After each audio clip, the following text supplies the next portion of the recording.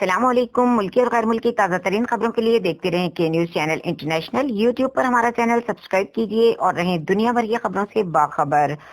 لیے چلتے ہیں آپ کو لاہور، جہاں پر عالمی یوم مسرت منایا جا رہا ہے۔ اس موقع پر وزیر اعلیٰ پنجاب سردار عثمان بزدار کا عالمی یوم مسرت پر پیغام: میری خوشی میری عوام ہے۔ خوشی کو کسی ایک دن تک محدود نہیں رکھنا چاہیے، ہر لمحہ مسرت کا ہونا چاہیے۔ پنجاب بالخصوص پاکستان کو خوش و خرم ممالک کی فہرست میں اولین دیکھنا چاہتا ہوں۔ حقیقی خوشی دوسروں کی خدمت سے ملتی ہے۔ جب بھی عوام کی خدمت کا موقع ملا، خود کو سچی خوشی سے سرشار پایا۔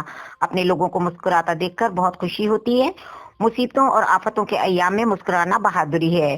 دنیا کو کرونا کی آفت سے گزر رہی ہے، لیکن ہم آج بھی پر امید ہیں۔ خوشی کے لیے بہت کچھ نہیں چاہیے، خوشی اصل میں انسان کے اندر ہی پائی جاتی ہے۔ خوشی کا راز پرخلوص خدمت اور دوسروں کی ستائش میں مظہر ہے۔